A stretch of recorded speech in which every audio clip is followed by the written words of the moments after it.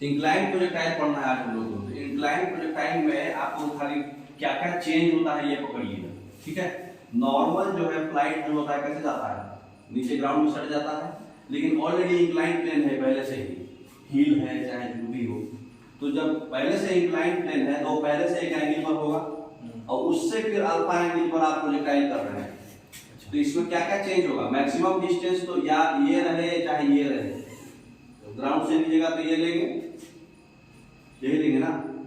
तो पॉइंट तो मतलब पॉइंट बदल जाएगा, क्योंकि जब आप नॉर्मली ऐसे बनाएंगे लेकिन इंक्लाइन हो रहा है इसलिए थोड़ा सा शिफ्ट हो गया है उधर की ओर, ठीक है। तो इसमें चेंजेस क्या क्या आएगा, हॉरिजॉन्टल रेंज जो आपका ऐसे ग्राउंड में था वो शिफ्ट होकर के ऐसे जा रहा है कि नहीं,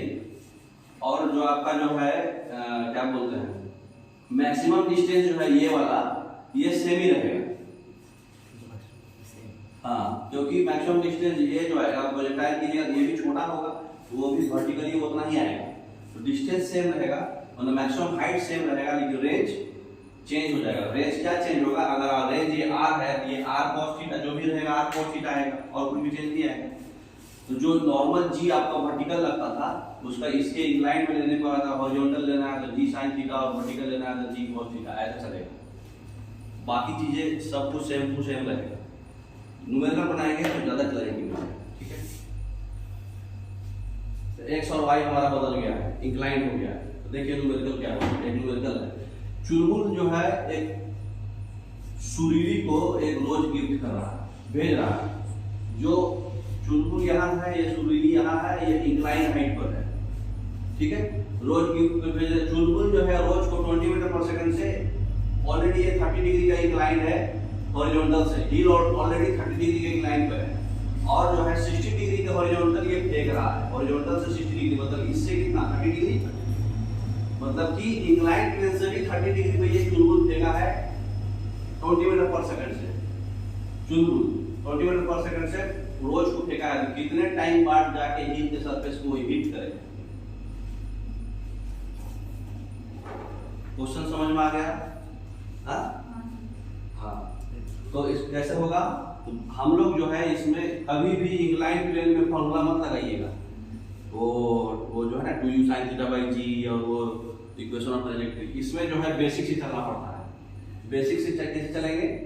तो जो नॉर्मल हम लोग फॉर्मूला पढ़े हैं s y equal to u y t plus half a Y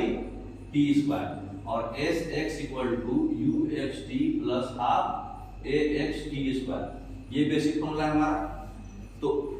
जब नॉर्मल प्रोजेक्शन होता था, वर्टिकल प्रोजेक्शन हो चाहे हॉरिजॉन्टल प्रोजेक्शन, उसमें ए एक्स आपका 0 हो जाता था,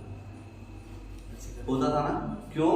क्योंकि वर्टिकली डाउनवर्ड डायरेक्शन में आपका जी था, और जब उसको हॉरिजॉन्टल डायरेक्शन में इसको जब प्रोजेक्ट करिएगा तो जी cos 90 हो जाता था,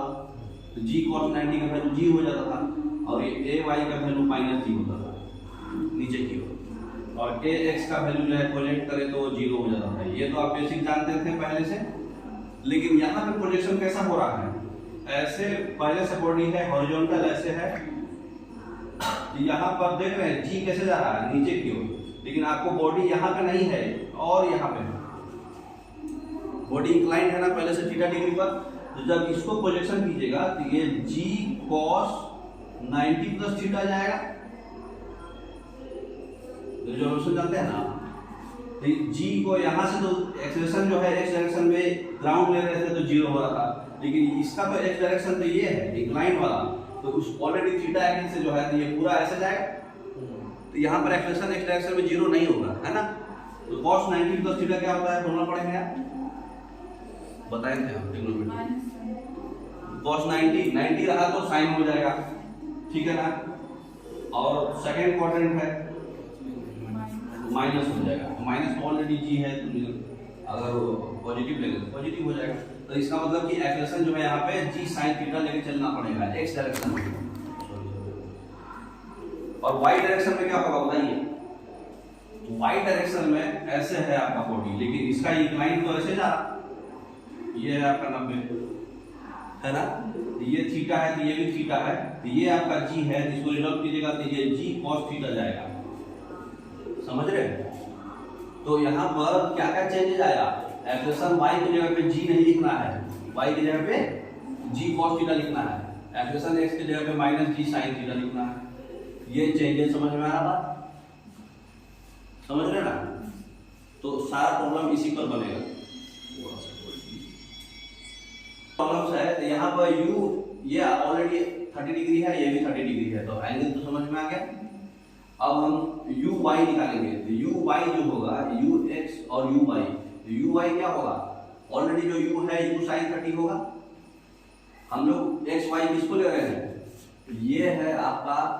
नॉर्मल u जो फेंका गया था, तो ये u sin थीटा और ये u cos थीटा, इस तरह से होगा ना, सॉल्व करेंगे तो u y जो होगा नॉर्मल u sin 30 होगा तो ये 10 हो जाएगा, 20 था तो sin 30 हो गया 10। एक्सप्रेशन y अभी आपको प्रूव करके दिखा दिया है कि g cos थीटा होगा, बताया ना अभी। एक्सप्रेशन y हमारा क्या है, g cos थीटा, तो एक्सप्रेशन y आएगा g cos थीटा, तो 10 cos 30 10 रूट 3/2 5 रूट 3, तो टाइम इक्वल टू क्या होता है 2u sin theta by g। Actually 2u sin theta by g क्यों आता था, क्योंकि वहां पर u sin थीटा होता था और g ay आता था, यही आता था ना। बेसिक फॉर्मूला आपका time of flight 2uy by ay होता है, ये बेस फॉर्मूला है, मतलब कंसेप्चुअल फॉर्मूला। तो यहाँ पर uy का वैल्यू हम निकाल चुके हैं, u sin थीटा, uy का चेंज नहीं हो रहा है, तो u sin थीटा तो 2 × 10 और ay हमारा होता है ऑलरेडी g cos थीटा 5√3, तो 4/√3, 4/√3 सेकंड पे जाके हिट करेगा। प्रॉब्लम समझ में आया, इंक्लाइन प्रोजेक्टाइल लेंगे। और नेक्स्ट प्रॉब्लम देखिए, इसी में है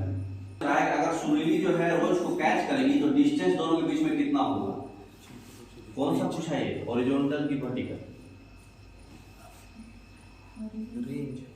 रेंज पूछा, क्योंकि उसको कैच करने के लिए यहाँ से कोई चीज फेंकेगा तो ऐसे आएगा, इसका मतलब कि जैसे आप पहले ऐसे जाते थे तो ये हॉरिजॉन्टल डिस्टेंस होता था, अब यहाँ इंक्लाइन में आप फेंक रहे हैं तो ऐसे फेंक रहे हैं, तो इसको डिस्टेंस बोलो, तो ये कौन सा पूछा है, रेंज पूछा है ना। तो रेंज का फॉर्मूला क्या होता है, बस वो फॉर्मूला लगाइए, जो यहाँ जो चेंज हो रहा है वो चेंज डाल देंगे। यहाँ पर क्या होता है, रेंज पूछा है, रेंज मतलब x डायरेक्शन वाला डिस्टेंस, तो ut plus half at square होगा, है ना। तो यहाँ पे expression minus g sin theta होगा, अभी बता चुके हैं, एक्सप्रेशन x डायरेक्शन में माइनस g sin थीटा है, रिजॉल्व करके दिखाए थे। तो ux तो u cos अल्फा हो गया t, और ये टाइम ऑफ फ्लाइट अभी पढ़े हैं 2u sin theta by g cos theta, कैसे आया समझ में आया, 2uy अपॉन ay, तो डाल दिए माइनस हाफ और x हो गया g sin थीटा, और टाइम ऑफ फ्लाइट फिर वही वाला डालेंगे 2u sin theta by g cos theta का होल स्क्वायर। अब इस पे पुट कर देंगे सब कुछ, क्या क्या बदल गया, बेसिक आपको पता है तो कोई भी हिसाब बना सकता है ना,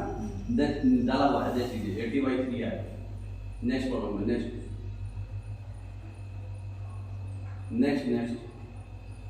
ये तो बेसिक हो गया। इसमें जो है रिजॉल्व करके इसमें डालने पे देखिए आपको आया,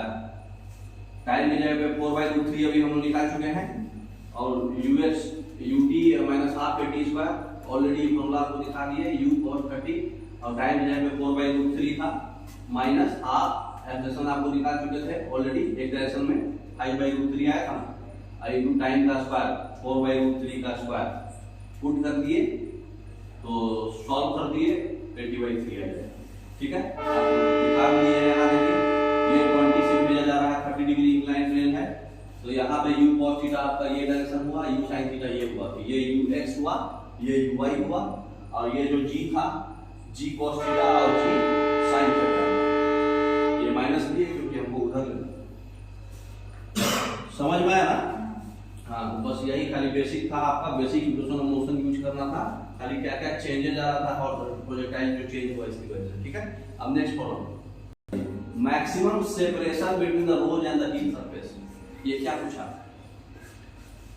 मैक्सिमम हाइट, कैसे मैक्सिमम हाइट पूछा, हील सरफेस है आपका ऐसे, अब आप भेजिएगा ऐसे, है ना, सेपरेशन मतलब ये दूरी, अब जरूरी थोड़ी है कि लड़की के पास ही पहुंच जाएगा रोज, है ना, तो मैक्सिमम दूरी, तो ये वाला पोर्शन मतलब कि जो हॉरिजॉन्टल पोजीशन में ऐसे जाते थे तो ये हाइट, है ना, तो मैक्सिमम हाइट पूछा है इसमें, क्वेश्चन समझ में आ गया? जी पढ़े है ना? तो u square sine square theta का 30 डिग्री है, ऑलरेडी पता है। और 2 g के जगह पे है g ना लेकर के g cos थीटा लेंगे, साइन थीटा ले लेंगे क्यों? क्योंकि u y यहाँ y ले रहे हैं, हाँ वर्टिकल वाला ले रहे हैं। तो वर्टिकल में यहाँ पे u y, तो u y u sin theta था अभी देख चुके थे।